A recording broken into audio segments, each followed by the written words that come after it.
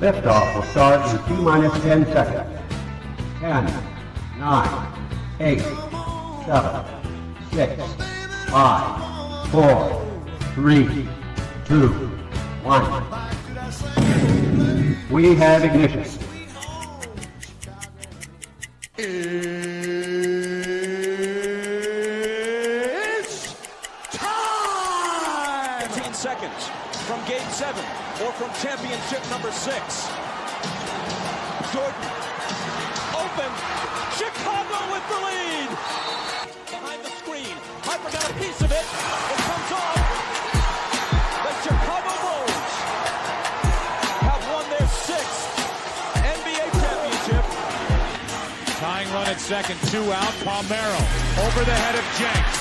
Uribe charges, throws, out! And the White Sox have won the World Series. To the far side around the 8-yard line to Hester. Under it, and to the middle at the 15, to the 20, breaks free of the 25, to the 30, to the outside, 40, midfield, 40, 30 to the coast, 20, 15, Hester 5. Oh!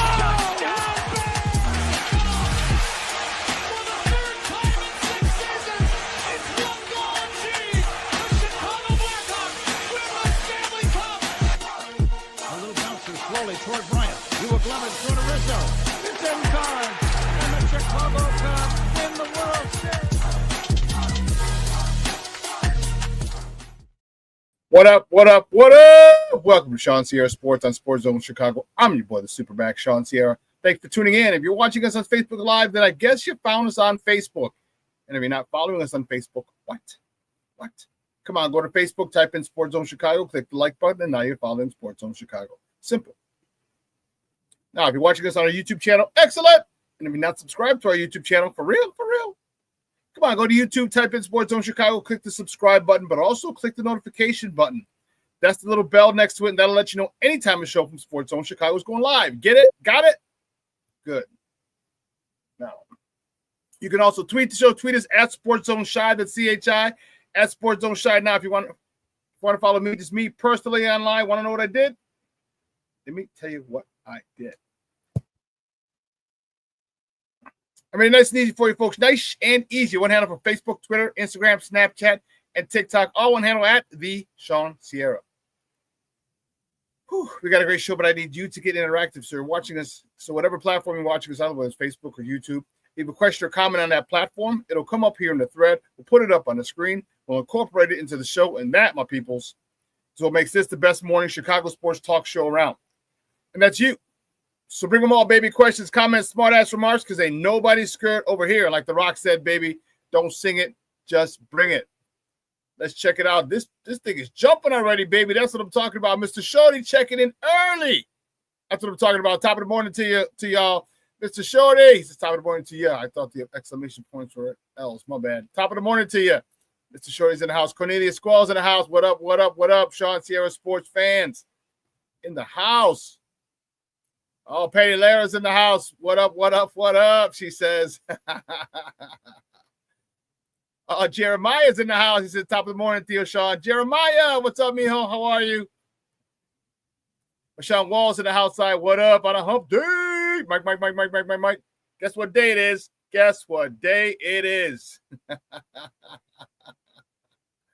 Yeah. Look at my man, Rick Gonzalez in the house. Says, good morning, Shawn. Bear season's right around the corner. FGB. That's what I'm talking about, baby. That's the way to start the day. FGB. I love it. I love it. Hey, we got a good show for you. We got a great show for you. And, dude, I can't wait, man. We got tons to talk. We got baseball to talk. We have Bears. We're going to talk some Bears. All right. PFF put out a ranking for one of our units. Oh, did he? And we're going to talk about it. We're going to talk about it today. Sky, in a rare back-to-back, we got some Sky to talk. So we got a lot to talk about today. And then you and I are going to interact we're going to have some conversation. We're going to go back and forth in the chat. You in the chat, me answering your questions or responding to your questions or comments in the chat. It's going to be one heck of a show. I'm really, really looking forward to it. And I love coming out and talking sports with you guys. It is it's fun. It's therapeutic. And is one of the things that I look forward. I'm grateful to do, but one of the things I look forward to every Monday, Wednesday, and Friday. So let's get it. Let's see. Anyone else checking this? I don't know a lot, but I do know this. More of the usual suspects will chime in as the show goes on, baby. That, my peoples, I can promise you. So Shorty's getting it. He said, Rick, FGB. What's GCM? I don't know what that means.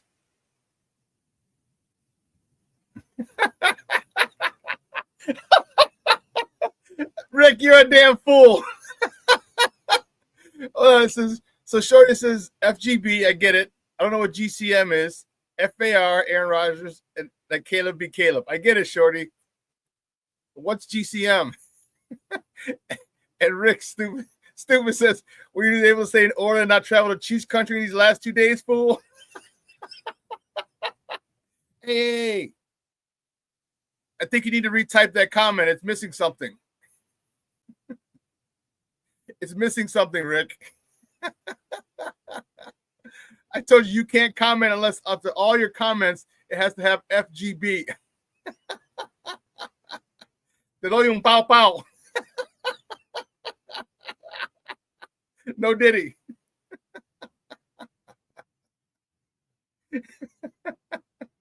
There you go. There you go, Rick.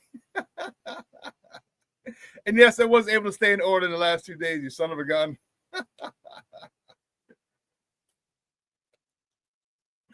You're a trip. Oh my God, dude, you're making me cry. Holy cow. You guys are killing me, Smalls. You're killing me. I love it.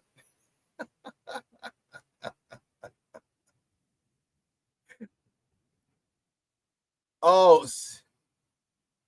okay, I get it. FCM, not GCM. Okay, I got you. Okay, that makes more sense. Okay, FCM, Chicago Media. Michelle Walsh, any burpees this morning? No. So my foot was killing me. I don't know what the heck happened. Maybe it was, you know what? It might have been, Rick, it might have been from walking all that so much on the weekend on Friday. My foot was really sore and tender, and my ankle was a little stiff. So I actually didn't go to CrossFit this morning. So no burpees for me.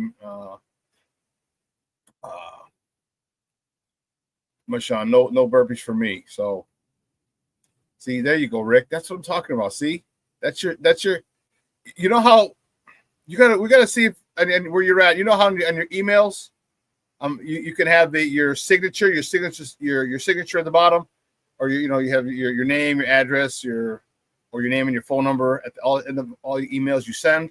You can preset it. I think you need to preset it here on YouTube. And everything is Rick Gonzalez or just FGB. Just FGB. King Book of World, check it. How are you? He says, salute everybody. Oh, man, you already missed it. Rick had me rolling, dog.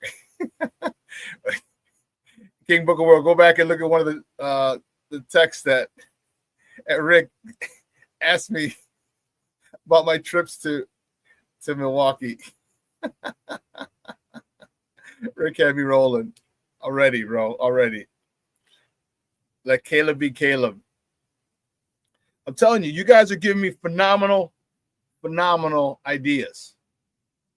All right, I'm telling you, phenomenal ideas for some swag. I told you we got more swag is coming out. Some swag is coming out. I spoke with someone the other day. We're in the process of getting that taken care of. So I'm gonna need to. I got a lot of great ideas for some swag, and it's gonna be dope. going to be dope. So, yeah.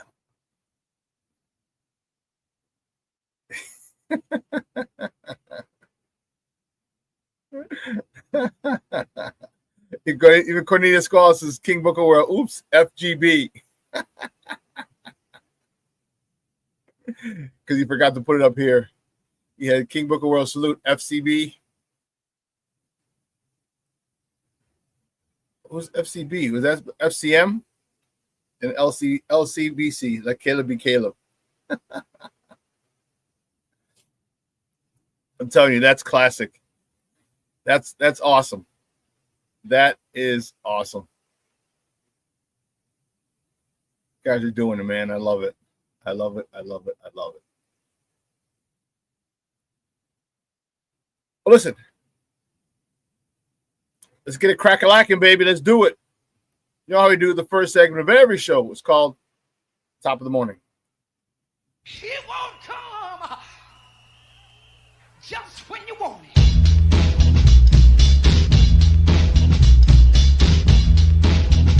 Top of the morning to you. Top of the morning to you.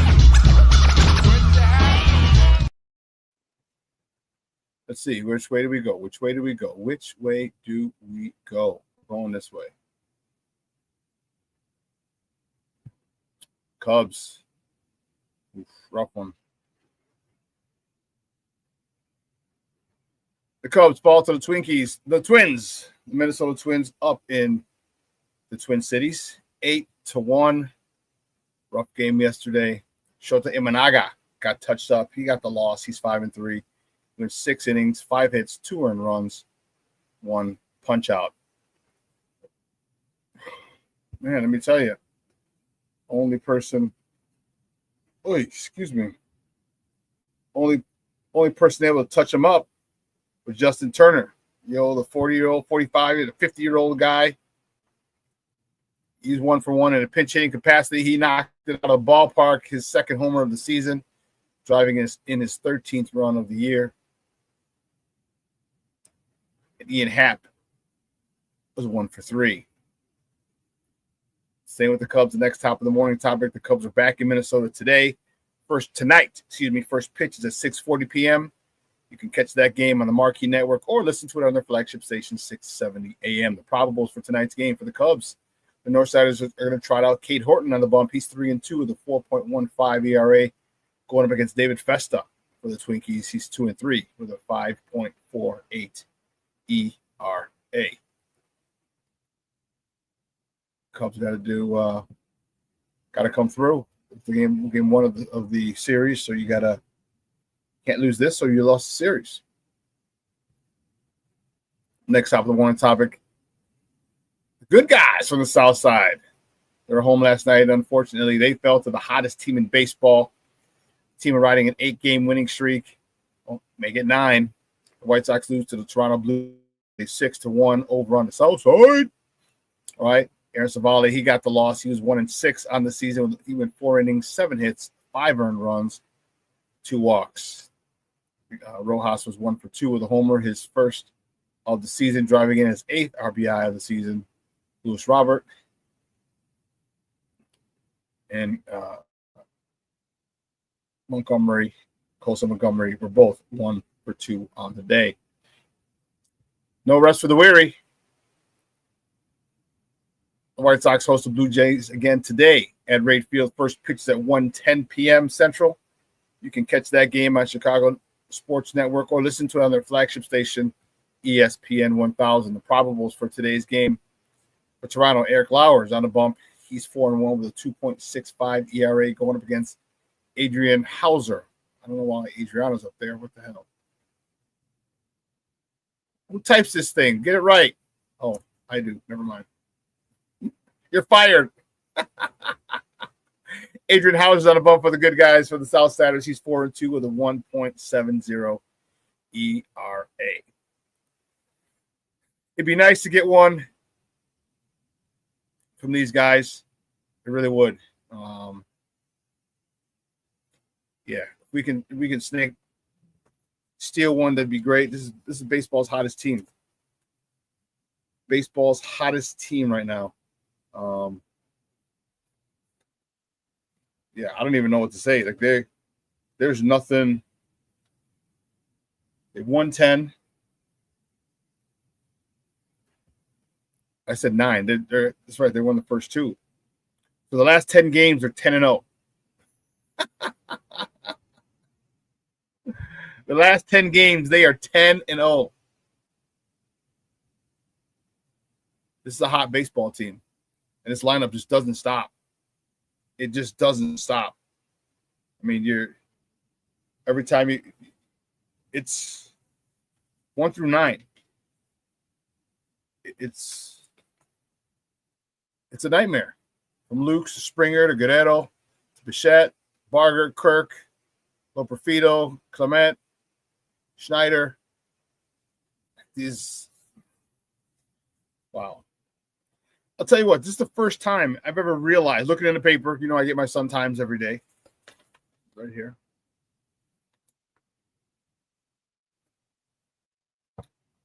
This is the first time I've ever noticed, because if you looked at Sun Times, and most of them have it, they'll have the wins loss percentage, the games behind, obviously. Then they'll have their last 10 and the streak. This is the first time I've ever seen or noticed. It's not the first time anyone's ever had a 10-game win streak in baseball. But it says last 10, 10-0, streak W10. Just a little observation, that's all. Nothing crazy. Nothing crazy, man.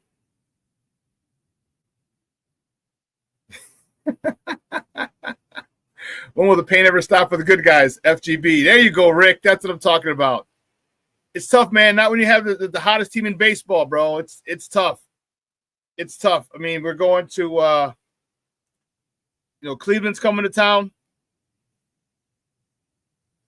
and they're not much better than us. Okay, 11 games better than us, but they're still not much better than us. So we got a shot. We got a shot to win at least win one game. Maybe the series. So we'll see. Brandon Schutz checking in. What's up, Papa? How are you? Appreciate you. He says good morning. Appreciate you checking in, baby. Great stuff. King Booker World says I got an appointment and I'll be back in a little bit. All right, Papa. Thank you. Appreciate you checking in as always. Levette Lee's in the house. She's checking in. She says happy hump day, y'all. That's what I'm talking about. Levette Lee in the house. I told you more of the usual suspects. She's like, what's up, Shawn? What's up? What's up? I told you more of the usual suspects will chime in as the show went on. That I knew I could promise you. The next top of the morning topic. Man, this is a tough one. Sky. My goodness. Sky lost to the DC Mystics down at the nation's capital, 81-79. Oh, man. Angel Reese. This is her 6th game now with 15-plus rebounds. She led the way with 22 points and 15 rebounds. Wow. Wow, wow, wow. This is impressive. Elizabeth Williams, 20 points. Rachel Banham contributed 13 in the loss. You could keep talking all the shit you want about Angel Reese and rebounds and all this other stuff. She's putting in work. She's putting in work. And unfortunately, she's the only one putting in work. All right, and that was the issue. Second chance points were the difference in the game yesterday, and that wasn't because of Angel Reese. She had 15. We need help. And she didn't get back yet, did she?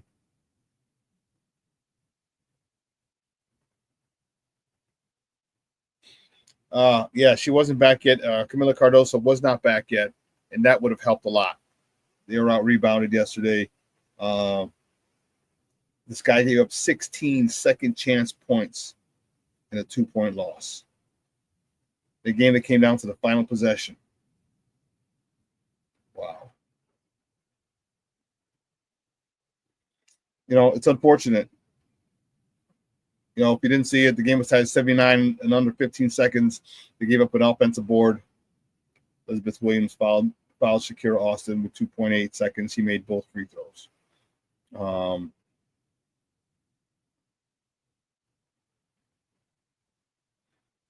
Can't give up those, man.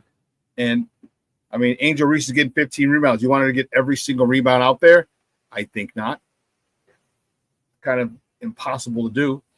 So it's something that the girls got to work on. And this was the first time and first game that you really missed Camila Cardoso. Like if she been able to been in there and get one rebound, that rebound to stop the game, stop that, under 15 seconds. And now we have a chance to win, with, 13, 14 seconds to go. We have the ball the next shot, the last shot. You know what I mean? And it just stinks when you see it comes down to the final possession. And that's tough. That's tough. Oh, man, my man Black Diamond checking in. He goes, Shawn, FGB. I got you, Baba. FG Mickey Ficky B. F Mickey Ficky GB. I'm from Green Bay. Cheeseheads. Thanks for checking in, Bubba. I appreciate you. But sticking with this guy, because of her 5, now 6, the 6 straight games of 15-plus rebounds, Sky forward Angel Reese was named to the WNBA's All-Star team. She will be a reserve. What an honor for her. So happy for this young lady. All right, so happy for her. She is awesome. All right, she gets a lot of flack. All right, and you got to remember, and here's the crazy thing. Remember, we're dealing with a 22, 23-year-old young lady. Okay, and sometimes her reactions aren't what we would expect or what we would do as people of our age now. But how crazy and silly were you at 22 and 23? Lord knows I was crazy as hell. There was a and I'm a guy, and you know how long it takes for us to develop and mature. If ever. Okay? I think she gets a lot of flack, and it's easy to give her flack because she's young. Okay? She's emotional. She's competitive. Okay? She's passionate. And you saw the interview the other day. She said, I'm tired of this shit. I'm not getting calls. We've gotten foul calls, not getting foul calls. Where I don't care if I get fined. She was mad. It's easy to pick on her because she has passion. But if she doesn't go and rebound, that same passion that she had after the game in that press conference is the same passion she has out on the floor. So if you want to chew her ass out and make fun of her for that, and make fun of her for showing passion on the game. It doesn't make sense. You get passionate people. Isn't that what we want? Who play for our teams? Athletes who are passionate about their sport, athletes who are passionate about winning, athletes who are passionate about getting the short end of the stick. Did he? Okay, she's mad. They weren't getting calls. There were bullshit calls going against them. And she was mad. And you have every right to be. All right, then they call her a villain. Then the me bounce thing, the whole thing. Come on, man. The girl is extremely talented.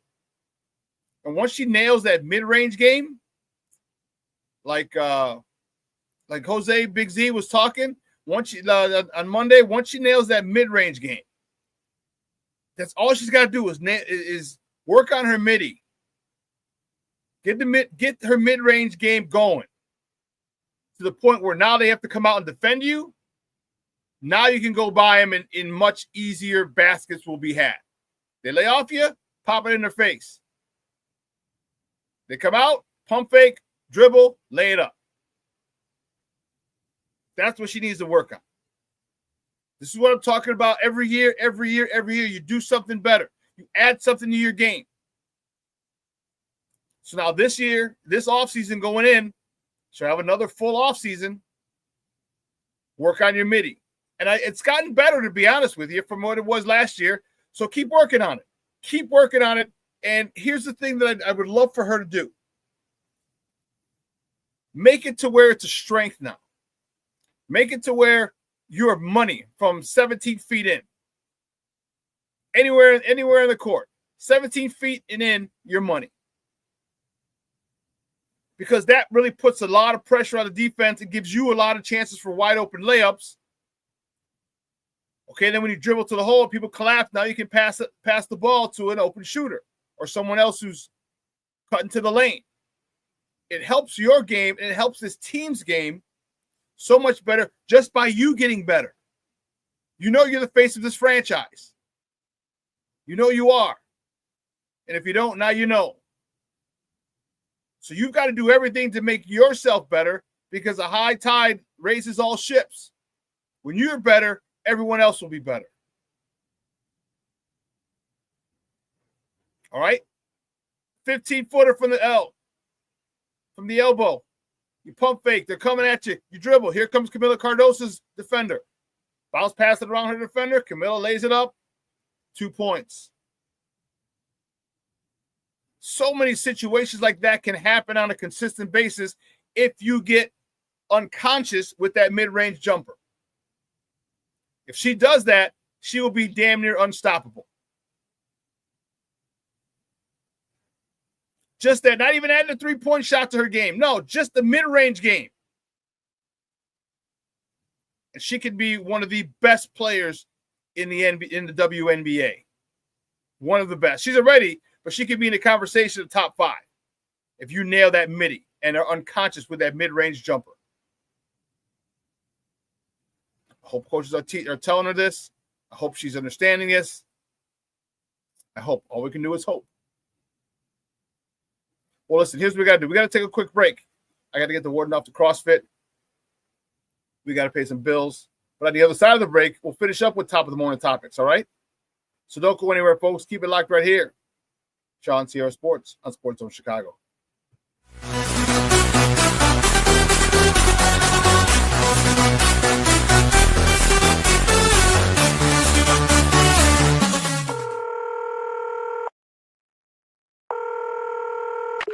911, operator 901. Where's the emergency? 127 Brymere. Okay, what's going on there? I'd like to order a pizza for delivery. Ma'am, you've reached 911. This is an emergency line. Large with half pepperoni, half mushroom.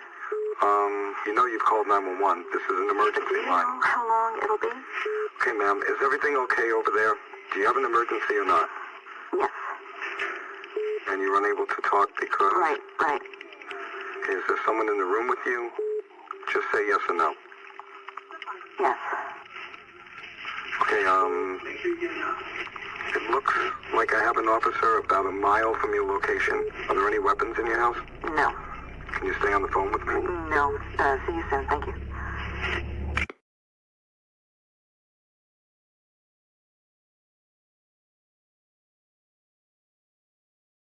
Every day, we take steps to keep the people we love safe, but some health risks are easy to miss. Ticks hiding in the yard can spread germs, like the ones that cause Lyme disease. Mice searching for food can spread bacteria that makes us sick. Mosquitoes lay eggs in standing water and can spread West Nile virus and more. Cockroaches are drawn to water in the home, leaving behind allergens that can trigger asthma attacks. Common pests can threaten our health. Learn how to protect your family at pestworld.org. When I'm flying, I put my helmet on, my visor down, my mask up. You don't know who I am.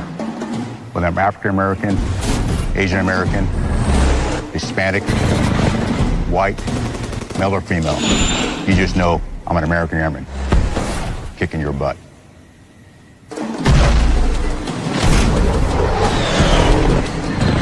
I'm General C.Q. Brown Jr. Come join us. No, I don't know though. I'm scared. I mean, you're so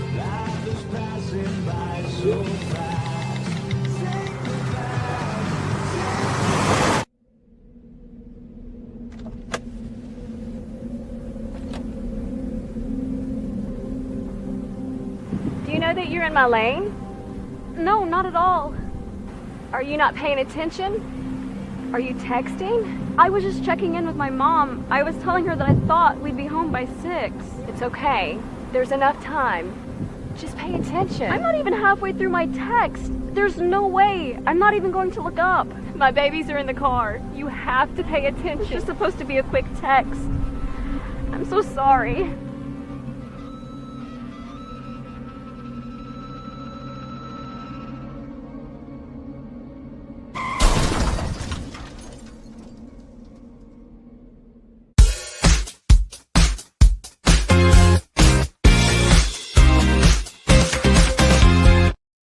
Struck out on 3 pitches in the first. A looper into shallow center, and that is going to loop in there for a base hit.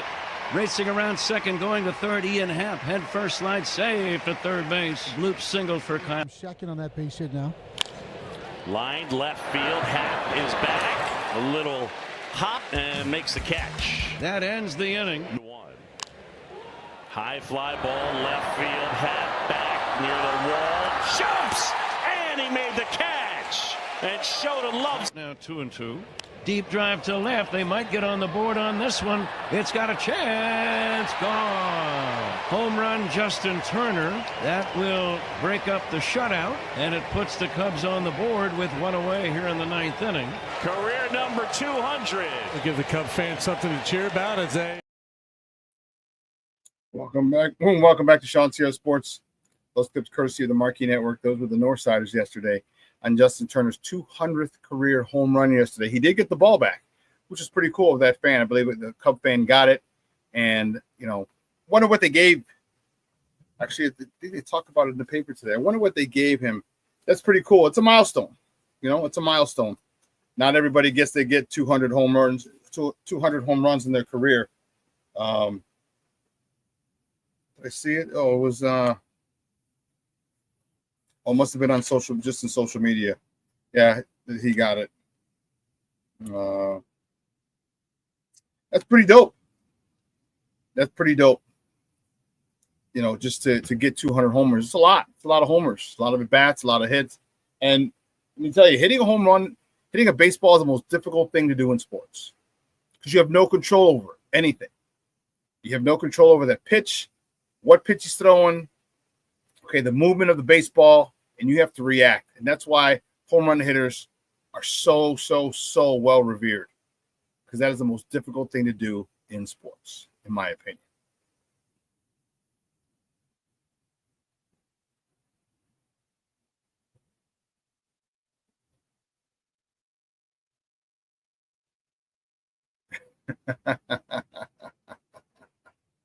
I love it, baby. I love it. This is what I'm talking about.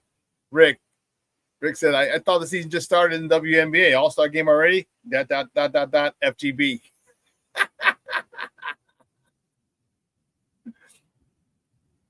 Shawn, you know why they don't like her? Yeah. All right, she's young, she's black, she's outspoken. Okay. She doesn't bite her tongue. You know what I'm saying? So good. I love her. And even I've criticized her a little bit, but I do that, and I also understand that she is 22, 23. I get it. I understand it. Right? We're allowed to put it this way. If I thought the same way now as I did when I was 22, 23, I would have wasted 30 years of my life. You know what I mean? So you live, you learn, you mature, and she's going to mature as she gets older, which is great. King Book of World's back. No news is good news. Okay.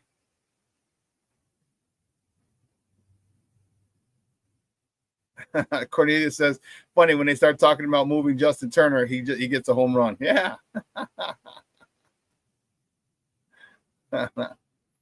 Cornelius calls, it's top of the morning, Black Diamond, FGB, and LCBC. LCBC. Yeah, he's gonna be interesting. Well, keep it moving. We got a couple things left in the top of the morning before we move on. Here's one of the things I did want to talk about. Okay, we've given our Bulls so much shit And rightfully so. We've given them so much shit for a lot of the maneuvers that they've made over the past few years. Most recently, the Patrick Williams.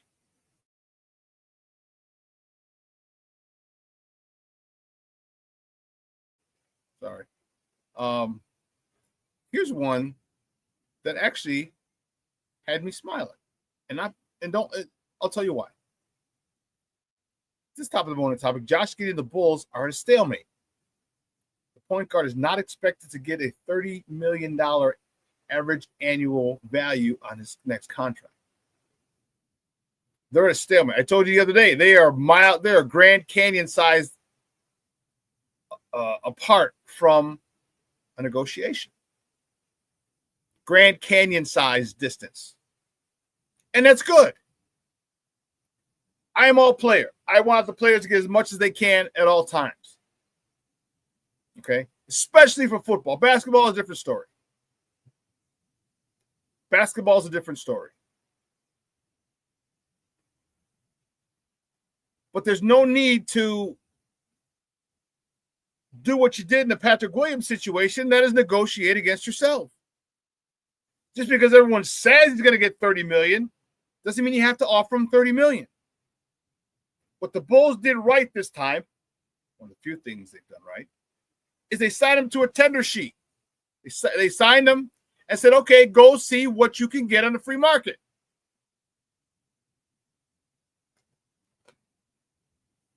What can you garner? Are there other teams that want your services? And are they willing to pay? Because if they are, then the onus is on us. Do we want to sign? Do we want to match it? Or do we feel that it's asking too much? Let's go see what you're worth on the free market. And he is. And he did. It's nowhere near $30 million a year. Nowhere near $30 million a year. And he's not happy about it. I get it. I wouldn't be happy either. But, oh man, he's 23 years old. 22, 23 years old. $30 million at 23, 20, you know what I mean? This is why. You could call me, get off my lawn, Shawn, but this is why I have stated on this show that they should have a situation where you can't come into the NBA until you're 20. 3 years out, you must stay 3 years in college, or if you're overseas, you got to be 20 years old. And have played at least 2 years of professional ball.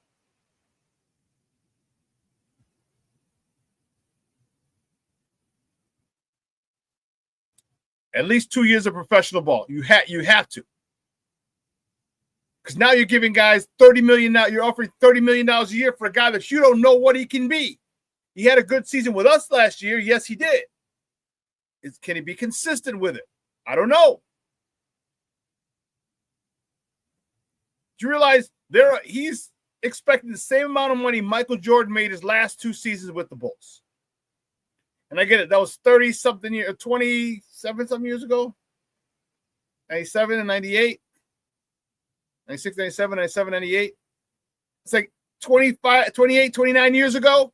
Almost 30 years ago. But come on, man. For someone who's not as developed. And I get it. Rising salaries. I get it. I understand. I get it. But, man,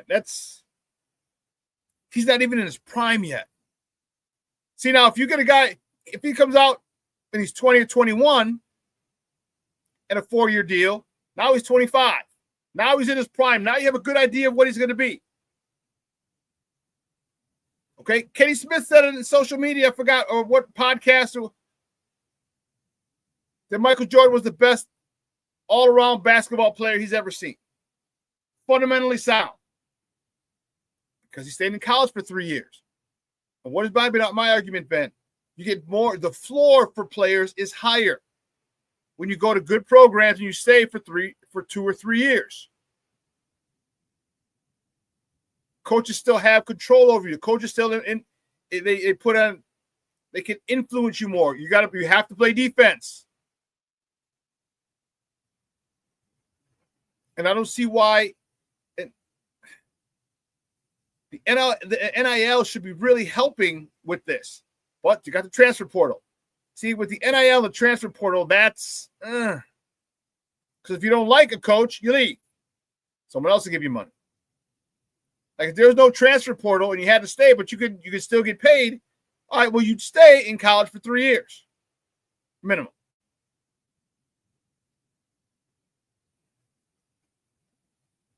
But I just don't like it, man. I'm happy the Bulls are being fiscally responsible. I'm happy the Bulls are not shooting themselves in the foot like they have in the past. I'm happy they're learning from their mistakes.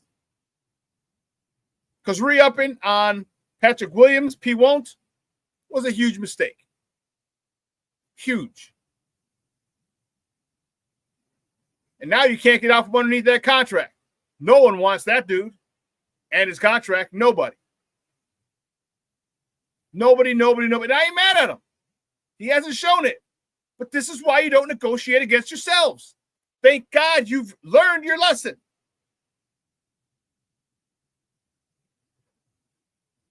So, Josh, if you only get $20 million a year, I feel for you, bro. I feel for you. It's going to be tough. It's going to be tough living in Chicago on $20 million a year. It's going to be tough. I get it.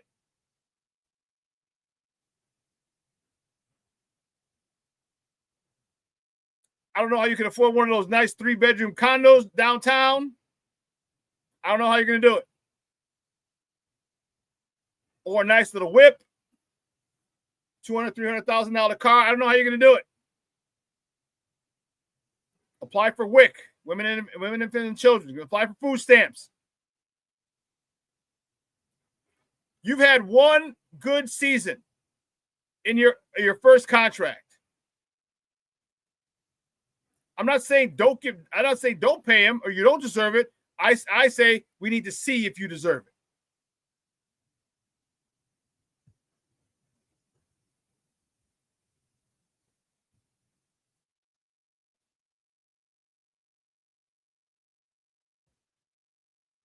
Black Diamond says, Shawn, I say the exact same thing all the time. I was a knucklehead when I was 22. So was I. So was I. I hear you, baby. I feel you. I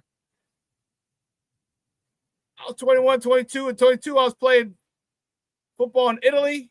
You couldn't tell me a damn thing. You couldn't.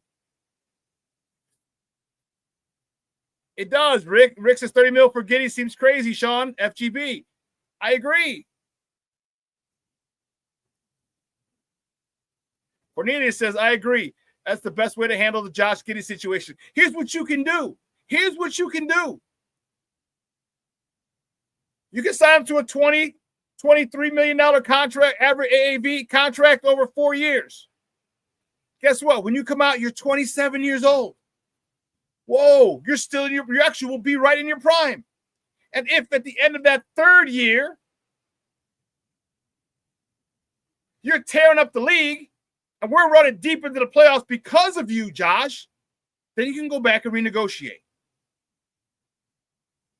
Then you can go back and renegotiate.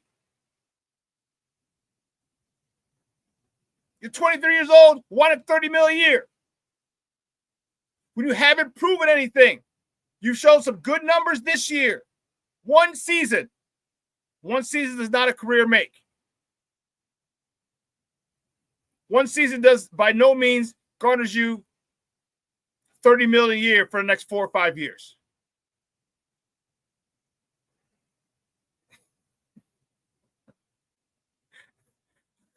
Rick's a fool. Also, how about you weigh more than 135 pounds like our boy Noah, aka Pippen out of Olympic. And Pippen was skinny when he came out of Central Arkansas. He was skinny.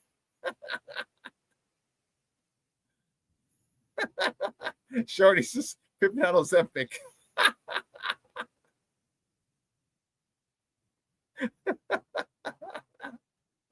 King Booker Will says, Rick, yeah, I saw Noah. Damn, that boy a $105 with janitor keys in his pocket. But Shawn says that contract will get dragged out. I think it will.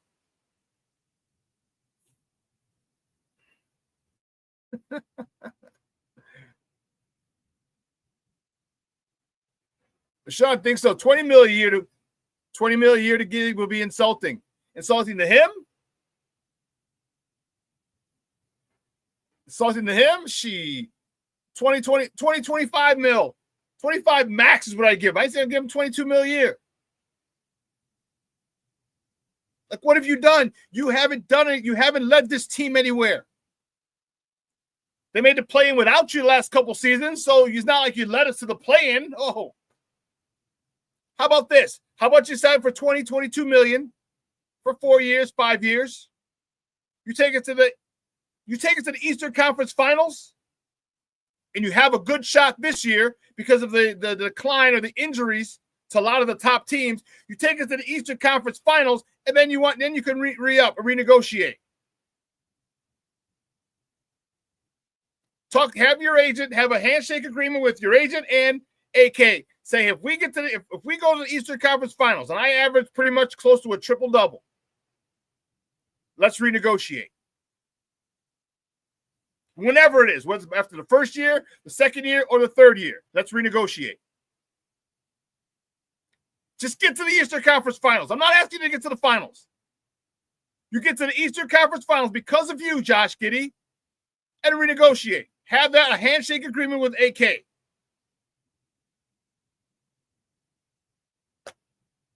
Want to bet on yourself? Bet on yourself. King Booker Will. We don't talk about me in the 20s.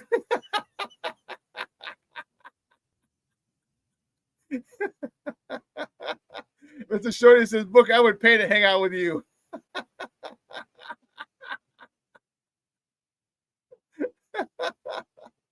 James Ford checking in. What's up, Papa? Good morning. Thank you for tuning in. I appreciate it.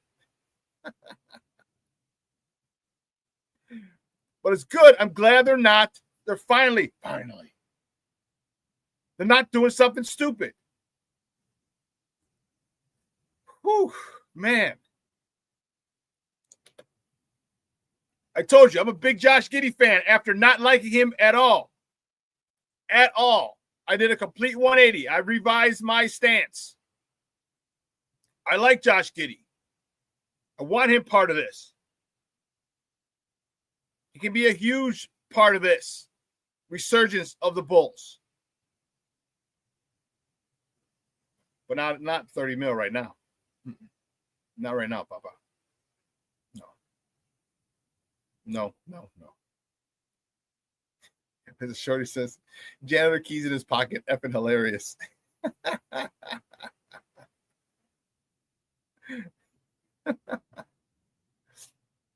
agree. And let's hopefully, and I don't know if it will be, but hopefully this is a sign that AK is doing better, is going to do a much better job of negotiating, of handing out contracts, of checking the temperature in the room before just say, oh, okay, you think you're worth 30? Okay, cool. Here's 30 when no one else is going to give him 30. Hope this is a sign that things are changing a little bit. I hope so. We can only wait and see. That's it. Cornelius, beautiful. James Ford, top of the morning, FGB and LCBC. For those of you who don't know, FGB is Buck Green Bay, and LCBC is Let Caleb Be Caleb.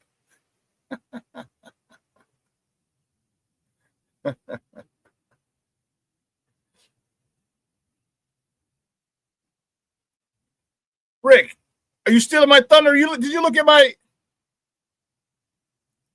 notes for the show already, dude? Or what the hell? You look at how'd you get access to my notes, fool?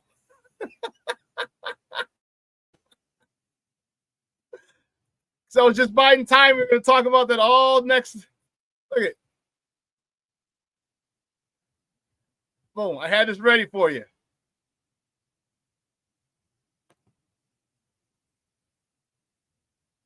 See the bottom? I had it ready for you. I guess great minds think alike, huh? Great minds think alike.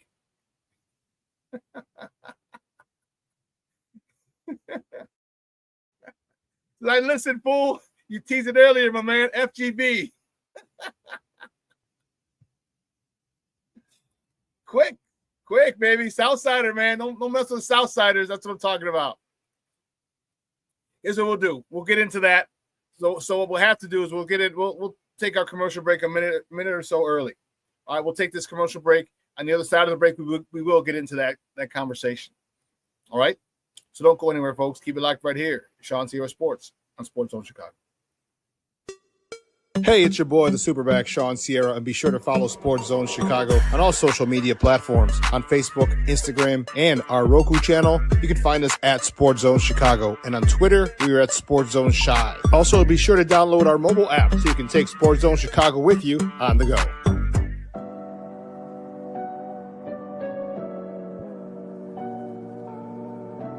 How do you take care of your mind health? For my mental health, I meditate in the mornings. I have my dogs. They're the best. I just find ways that help me just relax. Finding things that make me happy, like being close to my family. I meditate a lot and read books. I have hobbies outside of the game. I'm able to switch off. I'm able to turn my brain off from the game of basketball. Your mind health matters. Your mind health matters.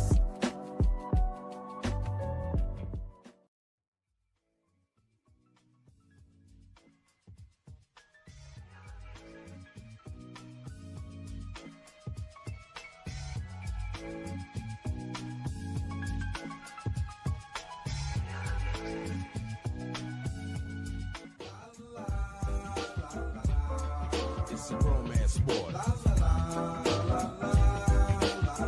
What? It's a romance sport like that.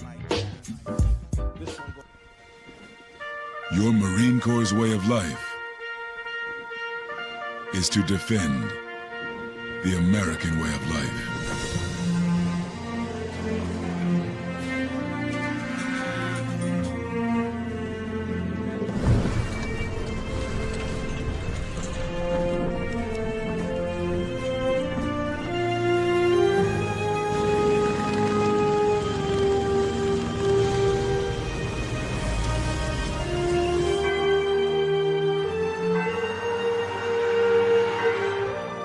Every day,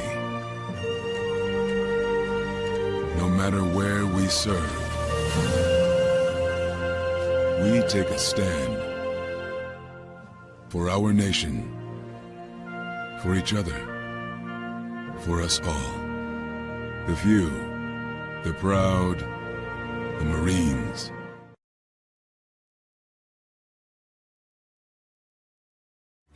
Every body in a work zone is someone's somebody.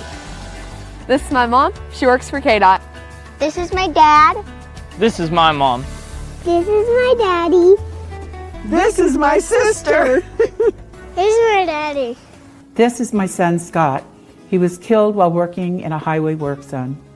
When you drive through a work zone, drive like a life depends on it. Because it does.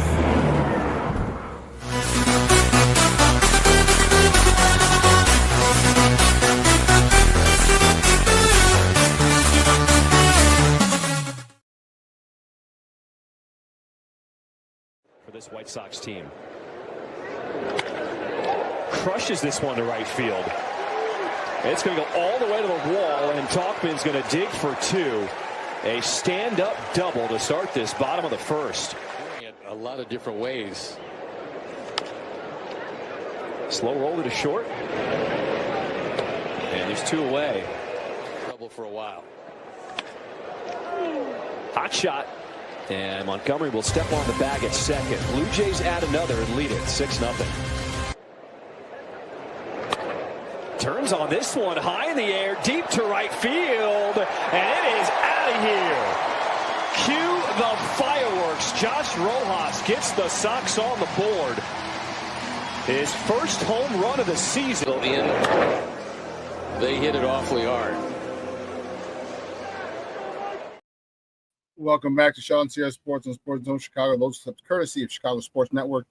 That was Josh Rojas provided the only fireworks yesterday for the good guys. Home run, his first of the season, as the White Sox lost.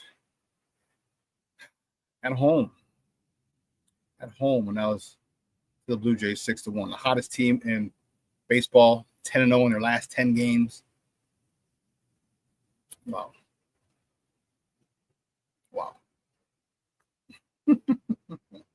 10-game winning streak.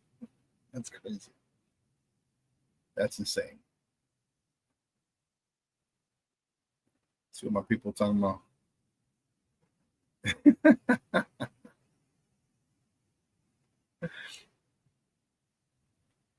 Well, one of the things I wanted to talk about that I thought was real important, I miss talking Bears, all right, is the new rankings from PFF. Now, I will take this with a grain of salt. You must take this with a grain of salt. You must. I'm not a big fan of PFF. I don't know who they have rating and grading. Some of the shit is just whack. Straight whack. Straight up whack. I don't know who. I don't know.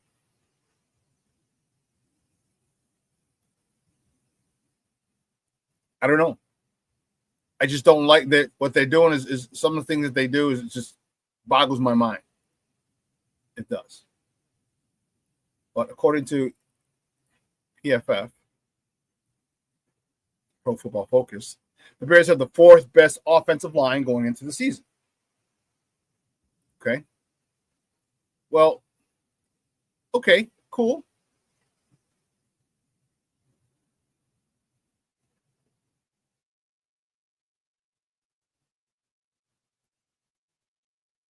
That.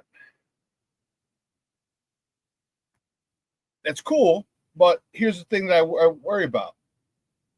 Now we're starting to think, first of all, my first question is this.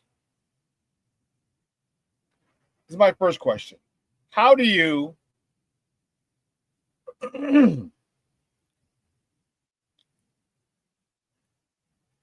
say that they're the fourth best offensive line when they haven't played together? That I need to know.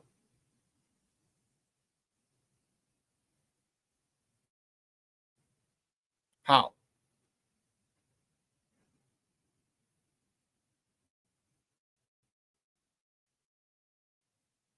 To me, that doesn't make sense. Okay, and I get it. I understand you see the upgrades, you see. Okay, I get it, but they haven't played. There's, and this is what bugs me with stuff like this. You understand. Do you understand? You should understand that offensive lines take time to gel. And they haven't played together. They haven't even had pads on together.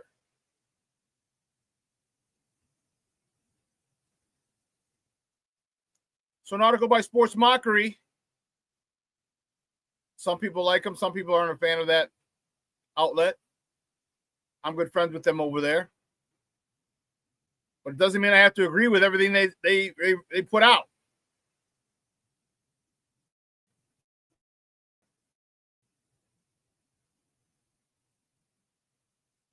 In there, it says, when was the last time the Bears had a top 5 offensive line? And they said 1985. I don't know if it goes back that far. Okay, I really don't. I don't know if it goes back that far.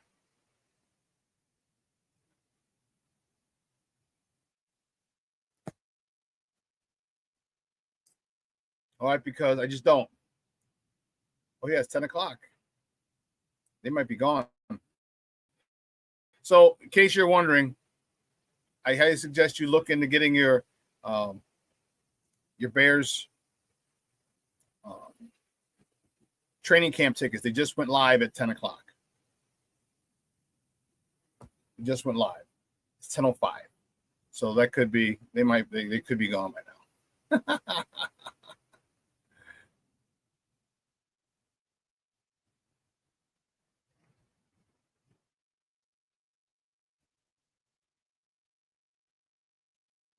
I don't know. It's crazy. It's not coming up.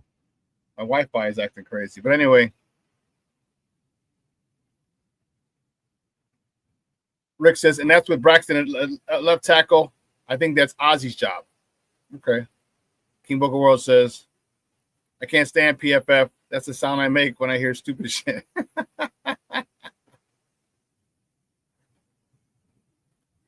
Rick, has to be their grades from 2024 season. I agree. But they worked with different people. They work with different people. That's the reason. Wow. So it said it wouldn't respond because the server stopped working. People must have crashed this thing. Lord have mercy.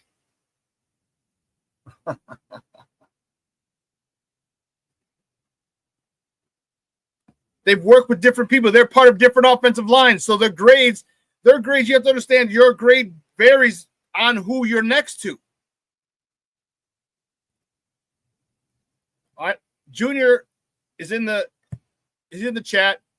One of my former offensive linemen. He'll tell you.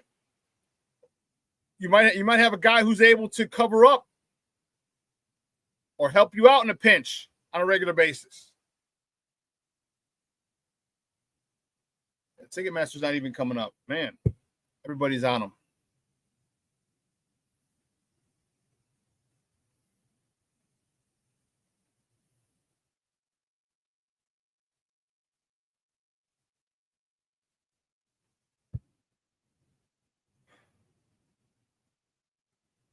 Rick says, always can go to Family Fest if tickets are sold out, FGB. Yeah, well, I'm going to try to get credentials for those, but I want tickets just in case I can't get credentials. People are going to be selling those tickets too, those rat bastards.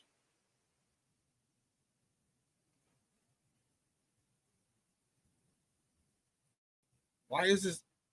I don't understand what. Here, you know what? We're going to turn this off. So if the Wi-Fi, go on 5G. And there. There, it'll load. Because something, that's crazy.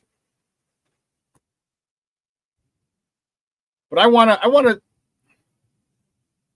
can't agree with that. Fourth, but here's the thing. We're in a dead time. Okay?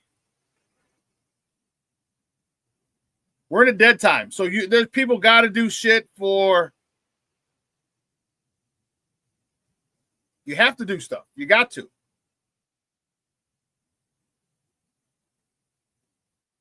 Oh, here we go. Chicago Bears training camp. You're going to have to do things to get people engaged. You know what I mean? You got to do stuff to get people to click. There's still got businesses to run. So I don't.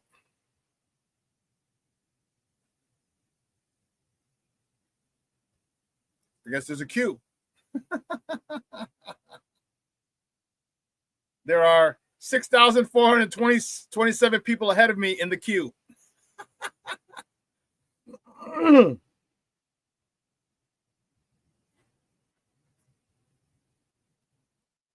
Oh, well. That's crazy. That's crazy. Let's see. Thursday. We'll try this one.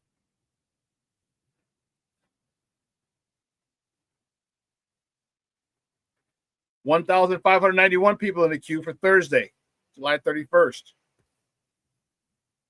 I could definitely do it Thursday. But let's talk about this. Why? It bugs me because you're going off of last year's grades. Okay, but again, that happens every year is a different year. Like when they do strength of schedule. I've been on this platform many a time.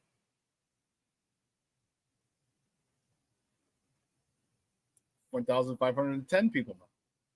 I've been on this platform plenty of times saying strength of schedule shit means nothing.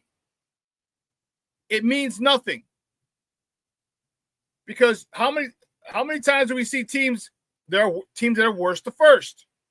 Every year, there's always at least one team that goes worst to first, from worst in their division to winning the division. So the strength of schedule means nothing because that's a game that you probably had as a win for most of their schedule, or most of their schedule, they lose the team that was crappy. Most of their schedule was losses, but now they have wins. So the strength of schedule for their opponents goes up. And then you have a team that from one year goes from first maybe to third, or first to worst. And that throws it off.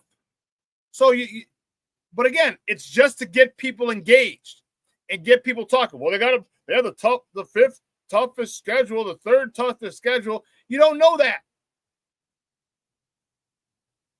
And truth be told, what does that mean? Toughest schedule. Like, why are we arguing this? He's the toughest schedule. Who says so? Teams have bad games. Players get hurt. People have bad seasons. So all this bullshit is literally just that. Bullshit to get you to click.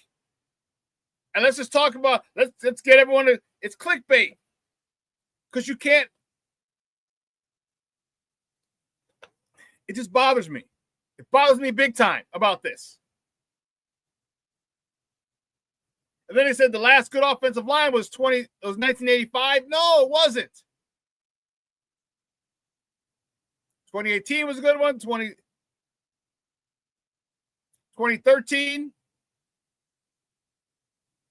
Okay, another good year.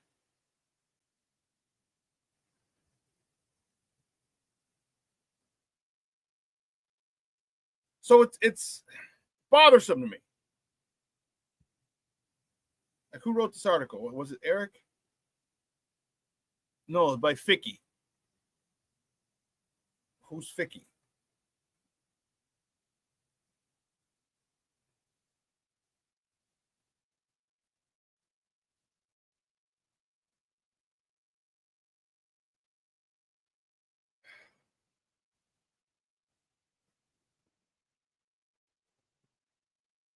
All right, let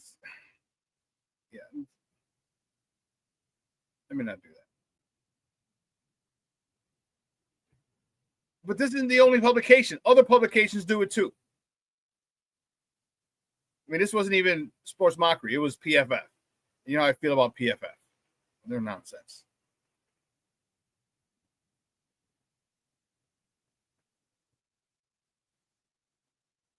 But just to get people engaged, like there's nothing. That's like saying this person could be the best player at their position. Like, you can't say that. He's a top 5 running back. How do you know that? But let's just say,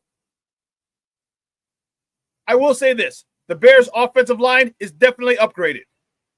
Can we agree on that? Can we agree on the fact that the Bears' offensive line is definitely upgraded? Vastly improved. But what have I said on this platform? Those middle three, the 2 guards in the center, that is your run game. That is your run game. I've said it multiple times.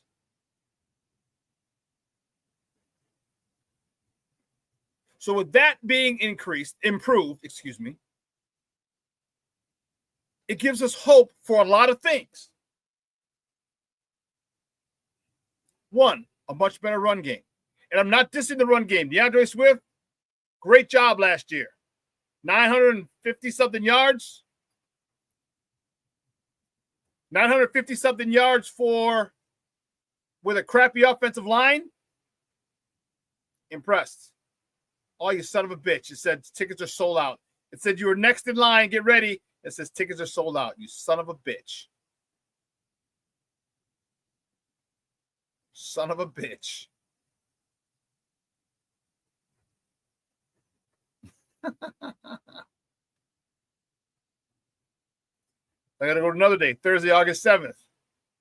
2,700 people ahead of me in the queue. Yeah, good luck getting tickets there.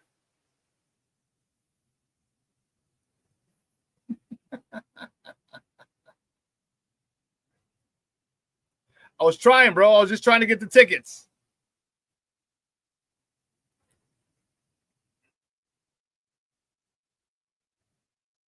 I was trying, man. They decided to offer them at the wrong time. But let's just talk about what this means for this team. I anticipate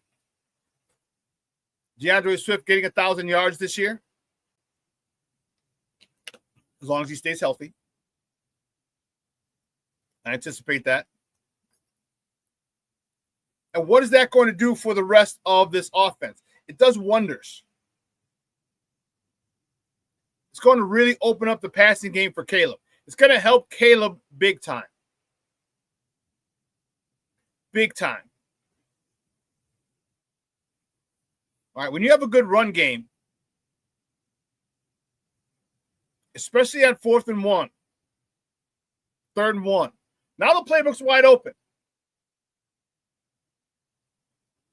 Because if you feel you can get 2 yards or 3, if it's 4th and 2, you might run the ball on 4th.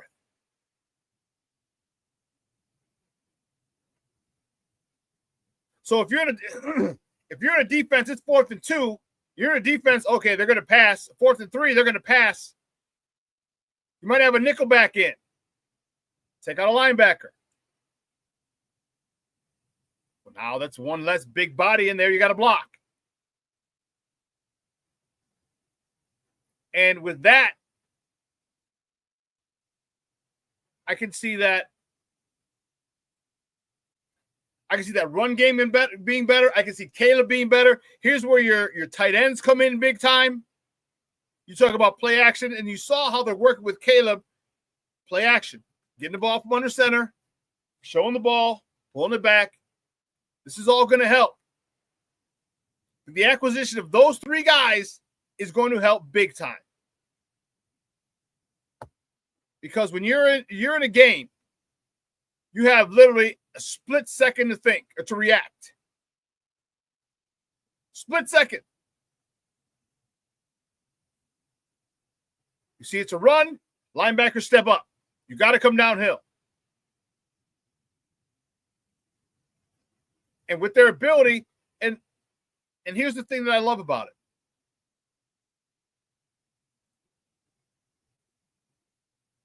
If Caleb becomes very good at the play fake, getting the ball in the running back's gut, pulling it out. The threat of them running the ball on 4th down or 3rd down, those linebackers have to come downhill fast. If it's 4th and 2 and you know that they're not going to run the ball and they still play action fake, the linebackers coming downhill is going to be half-assed. It's like a step just to make sure and then drop back. But if you see on tape that they run on 4th and 3, and hell, maybe they even ran on 4th and 2 with you in the game, guess what? You got to be coming downhill. So now Caleb fake with the ball fake, with the play action fake, pulls the ball. Now the gap between the linebackers and the secondary is so much bigger. Now the tight end that we have, the Cole Kmets and the Colston Lovelands, there's a lot more space for them to work between the linebackers and the secondary. Cole Kmet's 6'5", Colston Loveland 6'7". I think we can get them the ball. Put a little air on it to get over the linebackers. We got first down. This is going to help Caleb big time. Big time, big time, big time. And I will be ecstatic if we can get both receivers with 1,000 yards. We can get DJ Moore and Rome Odunze with 1,000 yards receiving.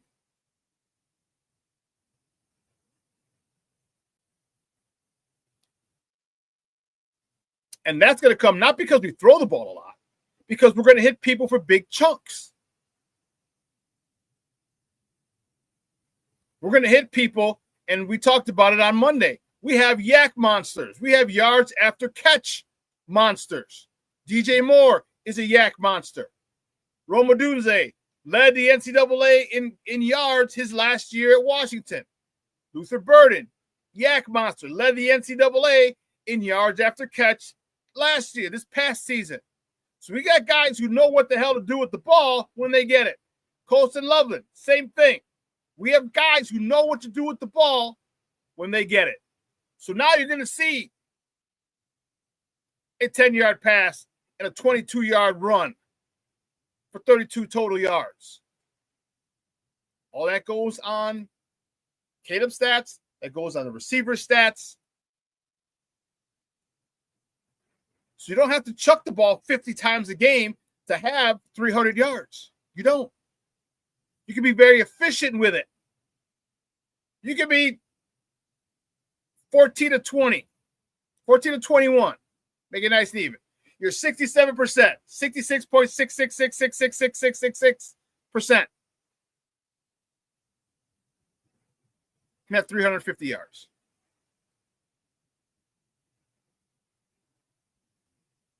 Because one of your pass plays was 35, the other one was 42, the other one was 29, next one was 31. Because you got yak monsters. Why? Because this run game is going to demand the respect of the front seven. Anyone who's played defense in here will remember this, and you may have heard this as well as a non-football player. We have to earn the right to rush the passer. You have to earn the right to rush the passer. So what that means is you have to respect the run every play.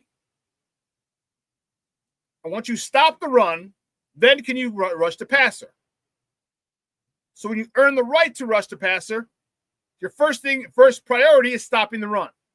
And on third down and fourth down,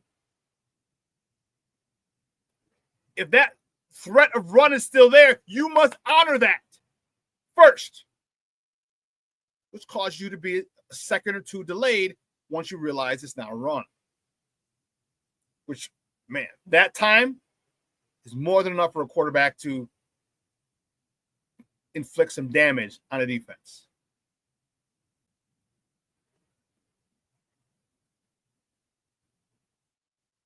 Mr. Shorty.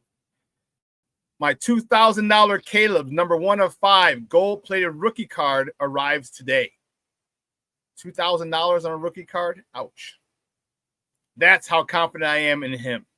He will become the Bears' GOAT.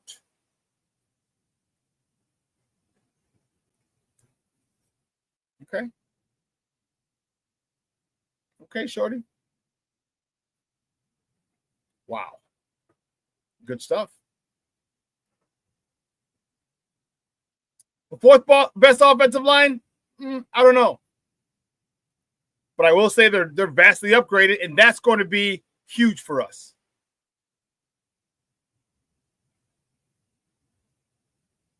Yeah, I don't. Mr. Shorty says, sorry, Walter. Well, if he can lead us to a Super Bowl title or two, then we can have that conversation. But until then, and I know you're not saying he's that right now. You said he will become.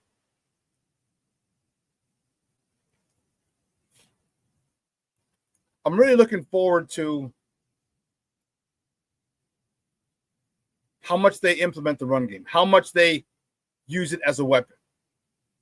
Because as I said, when you aren't afraid to go for it on fourth down like Dan Campbell wasn't, and as a defense, you understand, damn, they might run the ball on 4th and 2.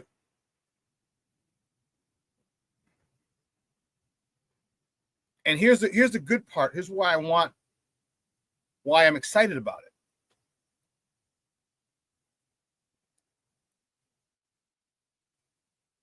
Well, what did they say? Ben Johnson likes to make old things look new and new things look old.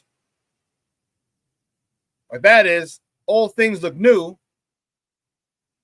So you have a different formation. You have a new formation they haven't seen. But you run a play that you've run out of that, or you run a play that you've run before, but just at a different formation. And new things look old. So you get a new formation, you run this old play, and you get an old formation, old things look new. You have an old formation, but you run a new play out of it.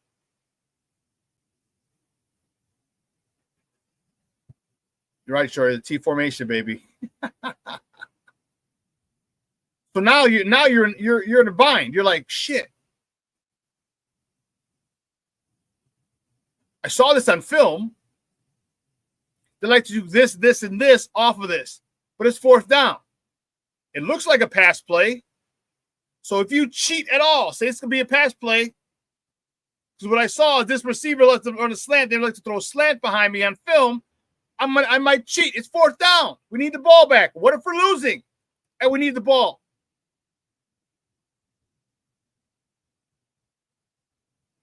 A completion seals the game for them. So you half-ass respect the run, get back, and guess what? It's a run. Running back's running toward you as you're running back to the receiver or to your zone. That's what that can do. And if once you move back and then you got to come back downhill, guess what? The person you meet, which is probably going to be an offensive lineman, is already coming downhill. And he weighs a lot more than you. These are all little things on why this offense can be great. I don't think it'll be great this year. I think it can get good, real good. I told you, I'll be completely honest. 2026 going to be a season of unbelievable expectations. But I'm here, 25. I just want to see this offense get really good, get comfortable, get very efficient. That's what I want. I want this offense to be very efficient. That's what I wanted to see. When it's 3rd and 1, we're not worried about it. Guess what? The whole playbook's open. We didn't make it 4th and 1. Guess what? The whole playbook's open. But I want them to get efficient in what it is that they do.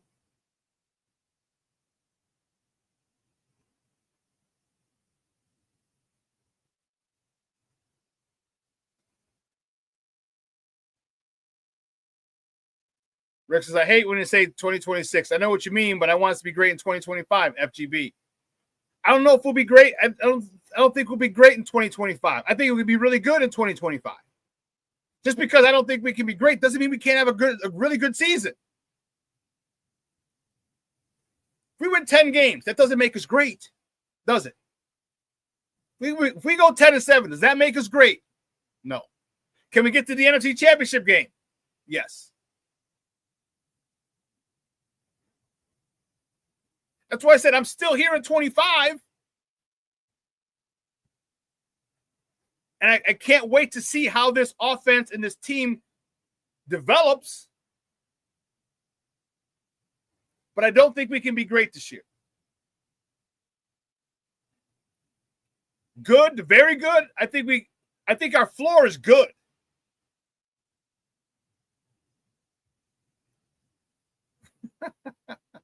Now you're going to win the Super Bowl with a 10-7 record. It's possible. I'm not saying it's not possible.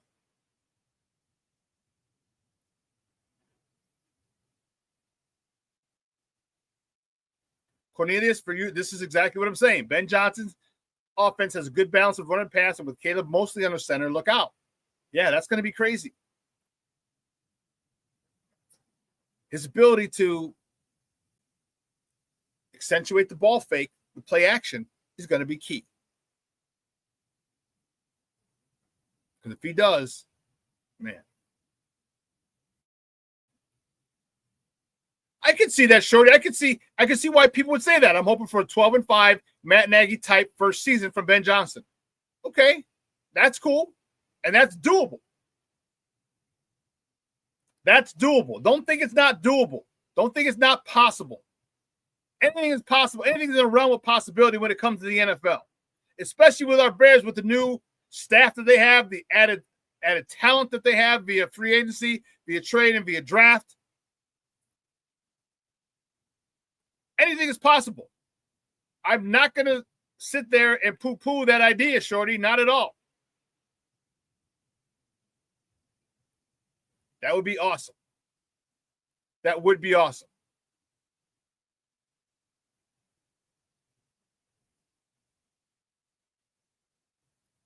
We'll see.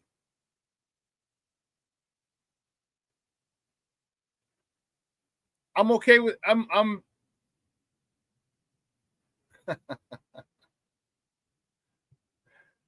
or even better, George Seifert type first season, Super Bowl win. Like a Barry Switzer type first season too. George Seifert, Barry Switzer. I'm not going that far, Shorty. Hell, if we go 10-7 and lose in the divisional round, I'm good with it. I'm good with it. I'm good with it because, again, I understand this is the transformation year. But you got to remember, those teams, you're talking about the George Seiferts, you're talking about the Barry Switzers, they had teams that they inherited that were great. They inherited teams that had Pro Bowlers.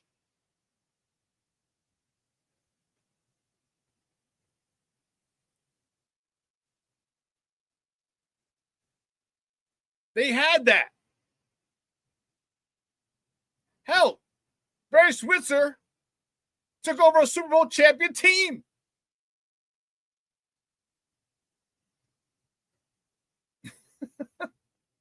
So it's not like he had new faces. Yeah, of course, the bottom of the roster has changed. But you still had Troy Aikman, Michael Irvin, Emmitt Smith, Eric Williams, Nate Newton. Still had it. So him coming in, that was built of Jimmy Johnson. So we can, I don't know if I can, I don't see that. Again, not that it's not impossible. It's just very difficult to see. That's all I'm saying. That's all I'm saying. Let's take a quick commercial break, a quick one. All right. On the other side, we'll finish up with this Bears conversation. All right, so don't go anywhere, folks. Keep it locked right here. Shawn Sierra Sports on Sports Zone Chicago. Hey, it's your boy, the SuperBack, Shawn Sierra, and be sure to follow Sports Zone Chicago on all social media platforms, on Facebook, Instagram, and our Roku channel. You can find us at Sports Zone Chicago, and on Twitter, we are at Sports Zone Shy. Also, be sure to download our mobile app so you can take Sports Zone Chicago with you on the go. Time out. How are you feeling right now? Happy? Excited? Angry? Overwhelmed? One of the best things you can do for your mind health is to name what you're feeling. It can sharpen your awareness and help you talk about your feelings with someone you trust. Here are 3 questions to ask yourself. Where are your thoughts right now? In the past, the present, the future? Do you notice any sensations in your body? Is your heart beating fast? Is there a flutter in your stomach? Or are you fully relaxed? What do you need right now? Time with others? Time to yourself? Remember, there's power in this awareness. So find ways to identify what you're feeling today.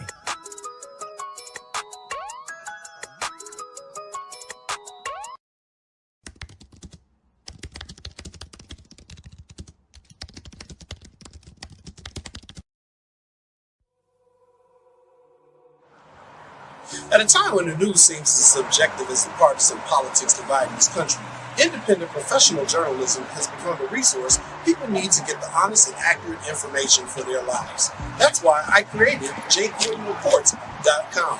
As a born and raised Chicagoan, I know this city better than anyone. So my investigative stories are all original, and they'll go deeper to expose the truth by using information obtained from public information databases and in-depth interviews with the movers and shakers. My future stories will introduce you to people and businesses who are changing the world, not just Chicago.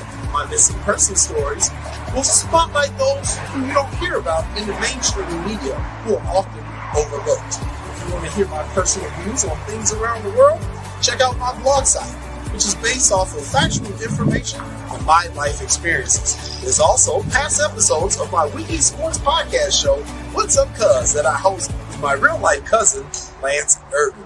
So if you're looking for all this information and more, check out jcoynereports.com and follow me on Twitter at jcoyne. Every day we take steps to keep the people we love safe, but some health risks are easy to miss. Ticks hiding in the yard can spread germs, like the ones that cause Lyme disease. Mice searching for food can spread bacteria that makes us sick. Mosquitoes lay eggs in standing water and can spread West Nile virus and more. Cockroaches are drawn to water in the home, leaving behind allergens that can trigger asthma attacks. Common pests can threaten our health. Learn how to protect your family at pestworld.org.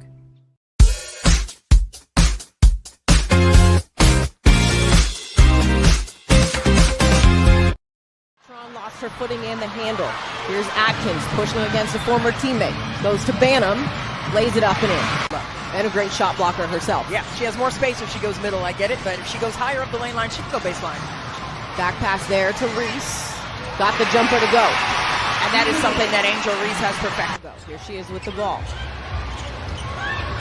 On the low in out. Here's Williams. Nice finish, nice dive from Banham. Was sidelined in the first half with those 3 fouls. Reese with 5 seconds. Back cut by Onyenwere. Nice dime. Williams attacking back the other way. Does not go. Westbell the offensive rebound. Goes to Atkins. Nice drop to Williams for the bucket. The basketball and let her work. 3-point lead here for Washington. Banham ties it. Ooh, Charlie. Welcome back to ShawnSierraSports on Sports Zone Chicago. Those clips courtesy of the WNBA. Those were the girls yesterday in a 81-79 loss to the Mystics in DC. And I'll tell you what, I saw some really good interior passing by the girls. Man, they look good when they got that ball moving. They look good. They look good. How can they do it today? And hopefully Camila Cardoso is back. King Booker, well, what's up with your future ex-wife? Tell her she got to get back. She got to get back to her team. They need her. Big time. Big time. But where were we?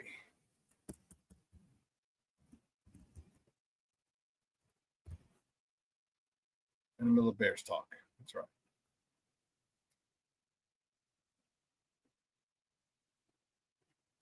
So I was saying I'm responding to article from PFF. I should say article. They put out a poll or rankings. There you go. They put out some rankings. They have the Bears as the 4th best offensive line going into the season. All right. It's impossible to tell what it is. Okay. Can't go by stats because there aren't any crazy number of stats that you can use to grade offensive linemen. It's not like yards, or touchdowns, or turnovers, or catches. Okay. Something a lot more, it's deeper than that. But also something that has to be developed. The chemistry has to be developed. So for them to do that, I think is crazy. Then also an article in Sports Mockery where the guy says this is the best offensive line since 1985. I think that's a bit much. For the last great offensive line, you see, it's a great or top 5. Let me double check. I don't want to miss.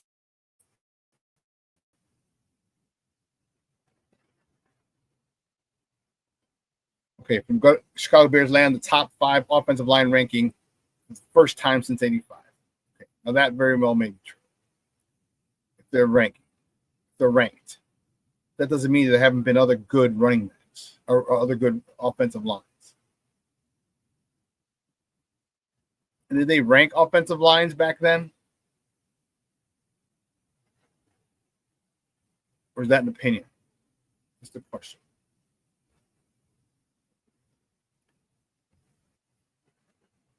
But there's a lot to look forward to. Now, the things, and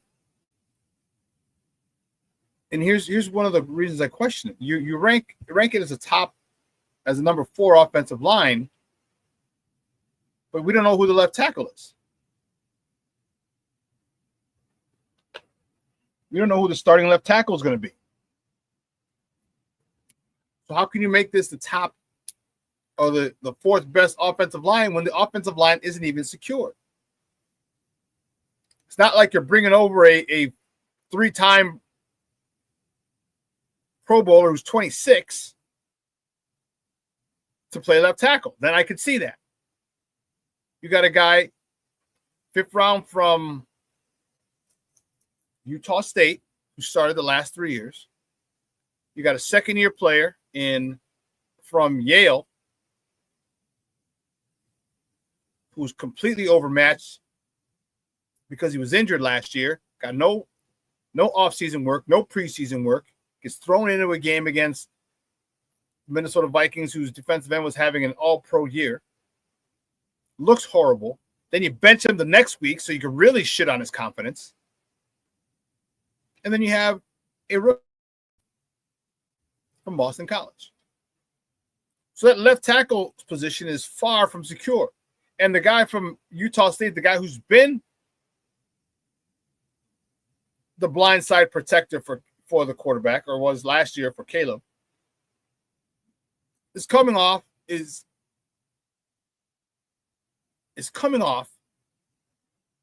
an ankle injury, which means he hasn't been able to work out and squat and lift and hang clean and deadlift, all these things that are necessary. And his biggest issue was the bull rush. So for him not to get stronger in his lower extremities is going to be an issue.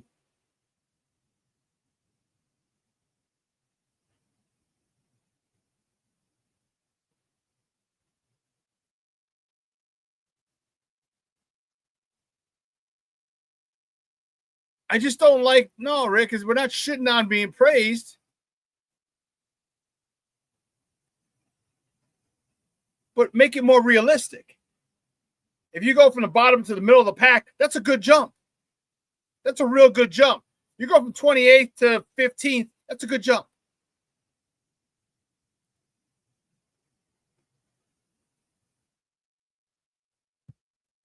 Make it realistic. They haven't done anything.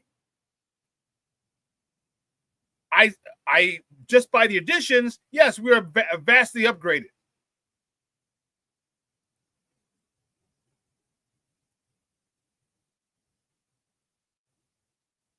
But let's keep a sense of realism here. We don't have a left tackle. And our starting left tackle, who was good for the first, is coming off an ankle injury.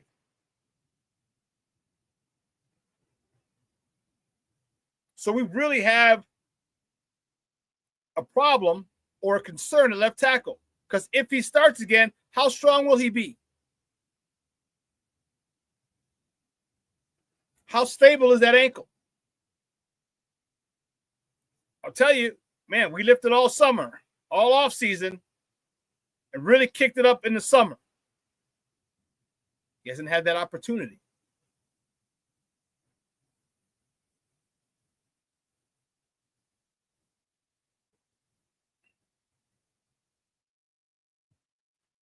I hear you. And Rick says, and had they said we were 28th, we'd be complaining about that also. My point is that we are never happy, it seems. It's not, it's about being realistic. Yeah, we'd be complaining about that because we should be upgraded. But to go from the bottom to number 4 is unrealistic. Without having played. Now, if you give me Now, if you say, hey, if they finish and you said Chicago was the best, the fourth best, fourth best, the fourth best offensive line at the end of next season, cool. But don't, because they would have finally played and showed you. Let's see, where were they at last year? Does he have it? No, he doesn't. I don't think it has it.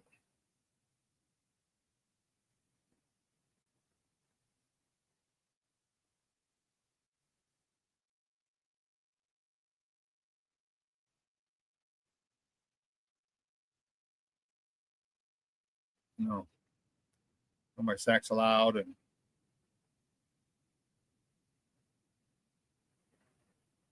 okay. Doesn't have where they were.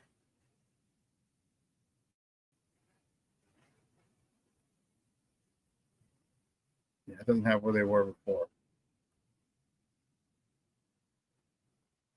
I just want a sense of realism. Stop it. Don't blow smoke up my ass and don't, you know what I mean? Like, don't say, oh, we're the best team ever created. No, we're not. We're vastly improved. And keep it a buck. And that will always what? Just be real with us. Just be real. And with the left tackle position in question, going from the bottom of the bunch to number 4 is unrealistic. Now, I'm not saying they can't develop into the fourth best offensive line by the end of the season. I'm not saying that, because they very well can. How do they develop? How fast do they gain chemistry?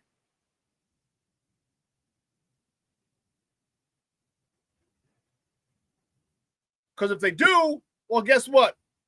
Then they're going to start moving up the ranks quickly.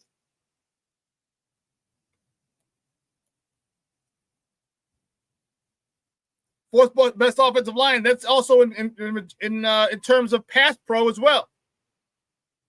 So if Ozzie starts, do you think Ozzie's going to be the Great Wall of China as a rookie? You see what Kirana Magaji has he improved from last year? And what about Braxton Jones? You don't think people are going to test his ankle and bull rush him when that was his biggest issue for the first 3 years of his career? He did better resisting the bull rush in year 3, more so than year 2 and more so than year 1. But you know he's coming off an ankle injury and his legs aren't that strong as they were going into last season. So aren't you going to test it? You're damn right they're going to test it. So how many sacks are we giving up from that left tackle position? We don't know yet.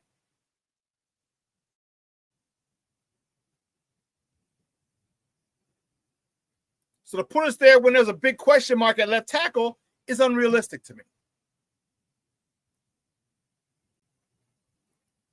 Now on this defense, I'm looking forward to this defense really going to work. I'm looking forward to this defensive line. Billings is back. Now, my question for him, how long has he been able to lift? Is he 100% now? Well, hopefully he is. Because his ability to collapse the pocket from the inside was paramount for us last year before he got hurt. If he can do that, Gervon Dexter, is he taking a step forward? I hope so. Because if you got Billings collapse in the pocket and you have Gervon Dexter penetrating the line of scrimmage, Grady Jarrett rotating in with either of them, now we're cooking with gas. Now we're cooking with gas. Montez Sweat better have a much better year because he had a subpar year last year. I've told you, I just don't see that dog in him. I don't. I see a talented individual. I see a very talented individual. I don't see that dog in him. Here's a classic case where talent gets you a long way. Talent got you to the Redskins. Or, sorry, the Commanders. You're playing against a whole bunch of other talented, or with a whole bunch of other talented defensive ends. You had the kid from Ohio State with Justin Fields. What was his name? Chase. You had,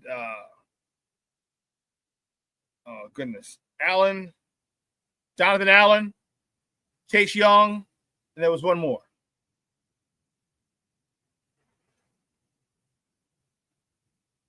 So you had other great guys to play with, so you were double teamed. You couldn't be double teamed. Now with Jonathan Allen, I can't remember the other guy. Chase Young is the other end. Jonathan Allen and the other defensive tackle, which was the really coveted one by other people. So there's no need for you to get double teamed, Montez Sweat.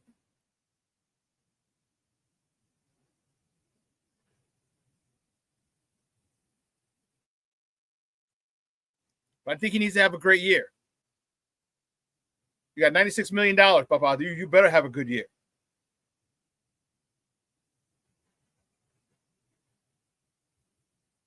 Yes, Payne.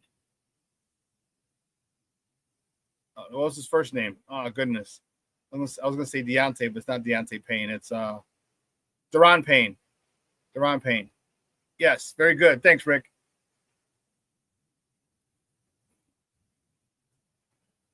So you're more worried. Rick says he's more worried about the D-line than the O-line. I will not be surprised if Poles makes a move for a DM before the season starts, FGB. I wouldn't be surprised if he does either, because we don't know if these guys are improving. Like Obey Odebango isn't really proven.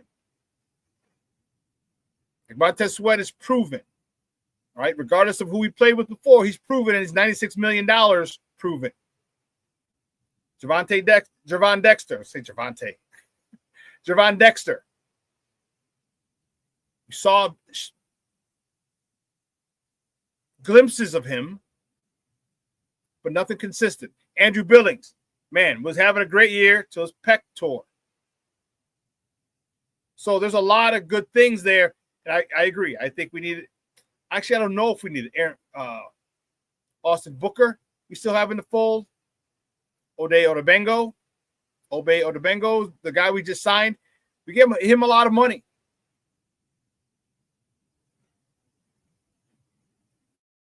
Agent gem. He could be. We don't know. We're going to find out, though. We're definitely going to find out. But even if Billings, it happened earlier on in the season, and so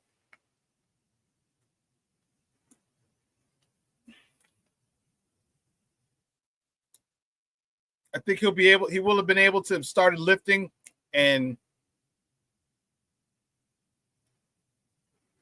regaining his strength. That's what he needs, Billings. Mr. Shorty says, we paid Dejo like he's Julius Peppers. Yeah, they gave him that kind of money. That's for sure. That's for sure.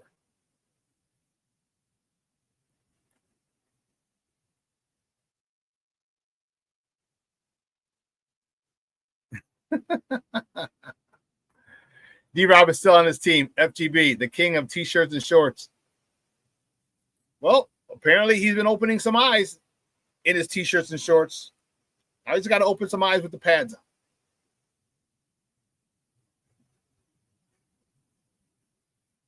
Sure says, I will never get Deo's last name correct. It's Odebango.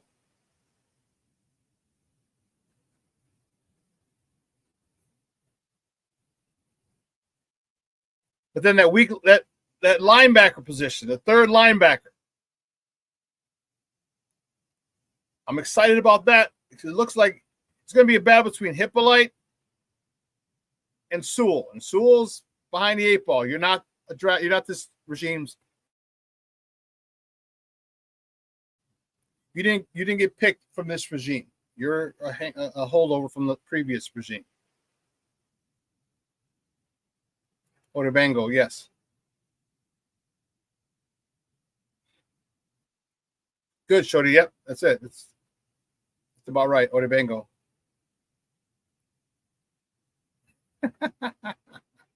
Thank you, Rick. Salud. Gracias. He says, bless you, FGB. I love it. But Hippolyte is going to be a guy because remember, if you recall, Allen likes to bring pressure with 5. So if you're in a base, someone's coming.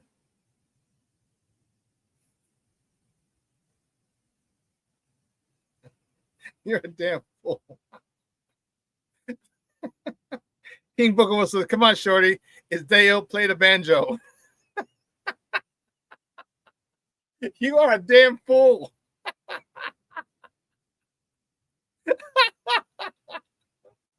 You got to stop, bro. Play the banjo.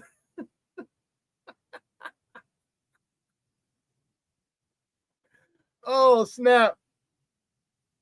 King Booker World, you're on fire, man. Oh, goodness. But Ruben Hippolyte, he's a little lighter. He's like 225, 230, but guess what? He runs a 4.3. Imagine. That's going to be a problem for a lot of people.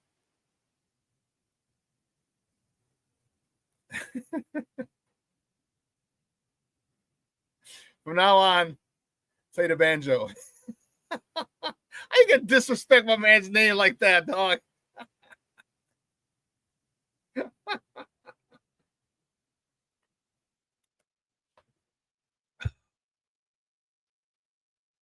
You know, he can cause a lot of problems with his speed, his explosiveness, and he's a thumper. He's not just a guy who's fast. All right, he's a thumper. He doesn't mind putting his face mask in your chest. He doesn't mind taking on blocks. He's just smaller. And his speed is going to be a huge, huge help. I don't know if Noah Sewell can. I like Noah Sewell. Noah Sewell was a ball hawk at Oregon. And I haven't looked. You know what? I haven't done. I'll have to do that. I have to go look at Noah Sewell's junior year, his last year at Oregon, and the year before. Because they changed systems. They got a new D coordinator, and he was asked to do something different, and that caused his numbers to drop. But people looked at his second to last season, and where they drafted him. This guy's a thumper, and he's always around the ball. And that's a guy that you want. And he was able to do everything, cover tight ends. He was able to blitz, play the run. So we'll see. And it's kind of now kind of sure to get off the pot for Noah Sewell. You've had a couple of years here, you've been a special teams guy. But now you don't want to be a special teams guy forever. Because as a special teams guy, you start making too much money, you're replaceable.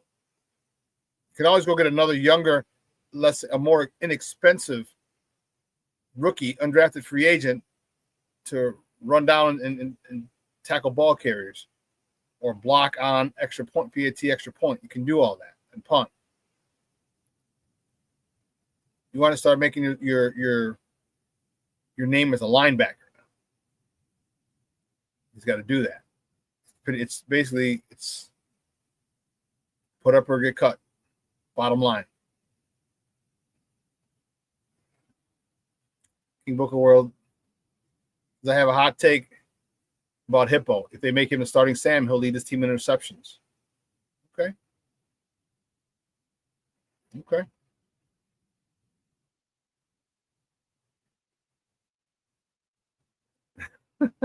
King Booker World also says, anyone see JonahJackson and Darnell Wright in the same room together? Somebody, daddy, got some explaining to do. They do look a lot alike. And they're going to be next to each other in the line, too. That's crazy. But there's not a lot I'm worried about this team. The only thing I'm worried about them is just developing together. But there's really not a lot that I'm worried about. Even at that end opposite Montez Sweat. Now, if you go and sign someone else, cool. But Dio and Austin Booker, let me see. Let me see what you got. Let me see what you got. Because you're going to be singled up a lot. You and that tackle are going to be singled up a lot. So can you beat those guys? Find out. But I think I'm not overly concerned. Yeah, I'd love to have a proven commodity with a lot of sacks, but we got a proven commodity on the other side. Montez Sweat, and he's not producing. He's not producing to the level that we'd like. Some of it is double team, but guess what? You signed a $96 million contract, you're getting double teamed. Hate to break that to you. Hate to break that to you. And you got to do a better job of beating the double team.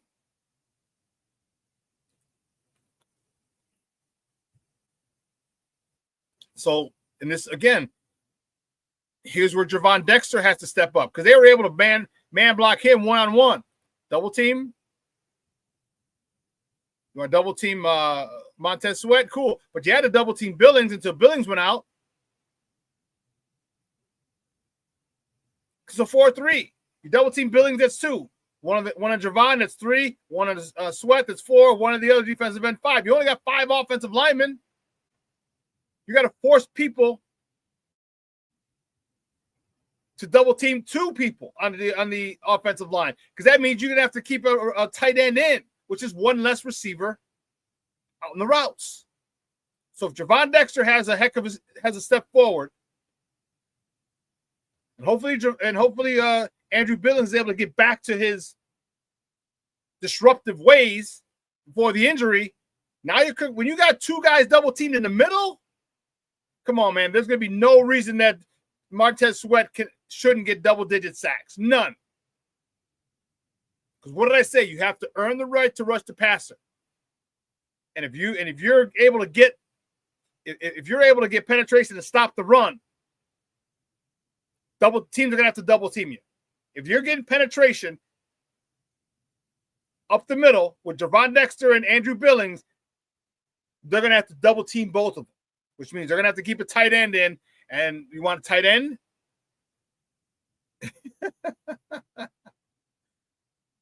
You got a tight end. I mean, it's going to be – so you got a guard and tackle on one.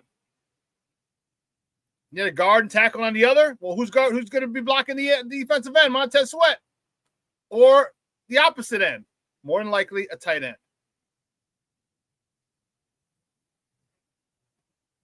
Man, 2 hours has come and gone, guys.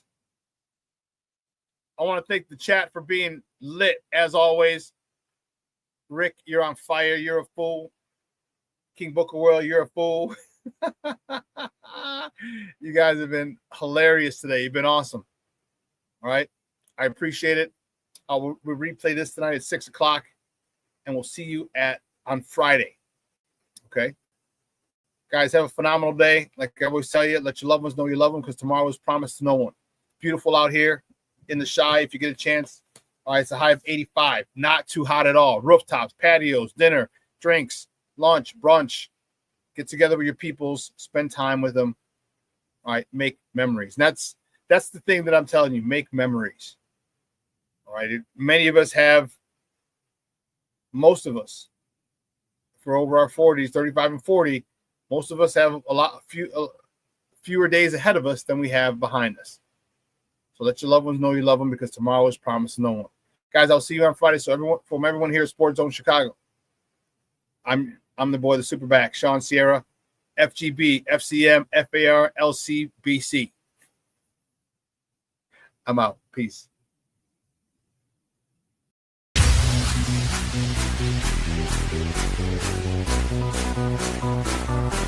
Come on, place the place, get ready.